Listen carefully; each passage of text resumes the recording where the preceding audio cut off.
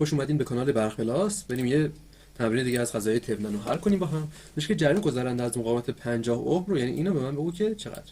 اول از همه ترمینال ها میام مشخص میکنم، این آ باشه، اینم بی باشه. منابع جریان باز میشدن، مدار باز میشدن، منابع ولتاژ هم که اتصال کوتاه میشدن. خب بیایم این شکلی خود ساده تر بکشیم که راحت تر سری و موازیش رو انجام بدیم. اول از همه میام سراغ آر ترمینال. میگم آقا این آر ترمینالم، این 1، این 15، اینم 20، این 2، این 47، اینم 4. چرا من اومدم 47 و 15 رو این شکلی کشیدم؟ خب این یه سرش به اینجا وصله، اینم یه سرش به اینجا وصله، یه سرش به اینجا وصله. خب من میام اینو اینجوری وصلش کنم بزنم، فرق داره. اینجا که المان نیست که بخواد افت ولتاژ برام درست کنه، بس هیچ فرق نداره. من اینجوری میکشم، اینجوری میکشم که راحت‌تر سری موازیش کنم. الان دیگه اگه ویدیو فصل قبل رو دیده باشین، اینجا که موازی کردن، سری کردن خیلی براتون راحت‌تره. خیلی براتون راحته. این 20، اینم 15 و اینم 1. خب بیایم همیشه وقتی از هر جایی آره ترمینال گرفتین از جهت مخالفش بیاین تحلیلش کنین، سری موازیش کنین. چون شما قراره مقاومت معادل اینجا بذارین. این 4 با این 47 موازی. هر چی شد سری با این 2 میشه.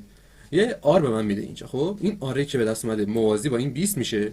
دوباره یه آر دیگه به من میده.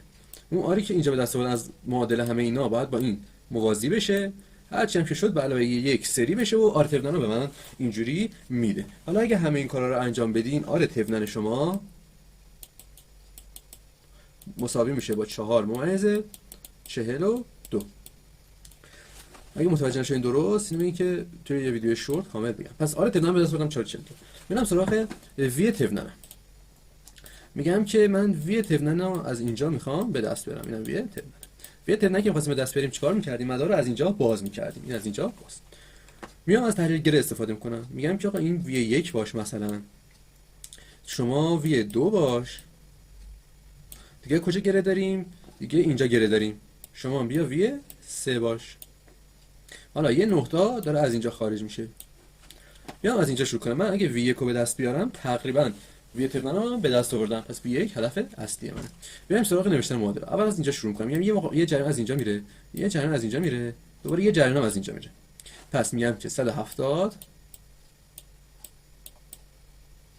منهای وی 2 تقسیم بر 4 مساوی است. اون دو تا دارن خارج میشن. وی 2 من اینجا رو زمین میگیرم دیگه.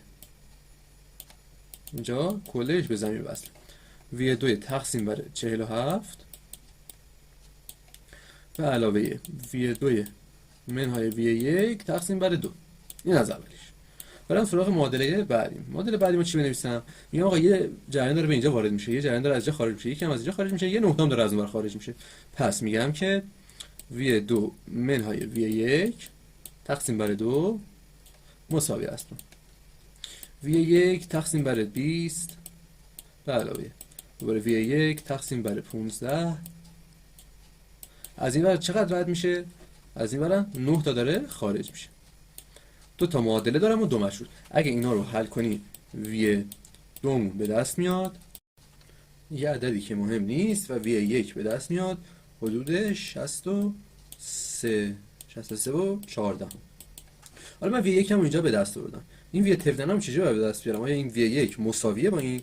خب میگیم نه، غلطه. چرا؟ چون ما یه خورده یه الیمنت داریم که اینجا یه خورده از قدرت وی 1 رو میخوره، یه خورده تضعیفش کنه، افت ولتاژ ایجاد میکنه.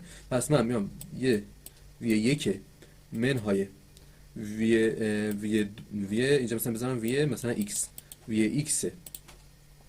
ایکس تقسیم برای 1 مساوی به 9، یا در واقع به عبارتی میگم که وی 1 که 9 تا ازش میخورن، یکی که 9 تا ازش بخورن میشه وی ایکس که میشه مقدارش چقدر؟ خب می‌نویسیم دیگه 63 و 14 منهای 9 که میشه 54 و 14. پس وی ایکس من مساوی است با 54 و 14. من 14 شد وی ایکس من. پس من وی ترمینالم به دست آوردم، آر ترمینالم به دست آوردم. طبق معمول میام وی ترمینالم تقسیم بر بنویسم وی ترمینالم رو تقسیم بر آر ترمینال به علاوه این مقاومت بین ترمینال رو لطفا یادتون نره، تمام زحماتتون به باد میره. به علاوه 50 میکنم و مسئله تموم میشه. لایک و سابسکرایب لطفا یادتون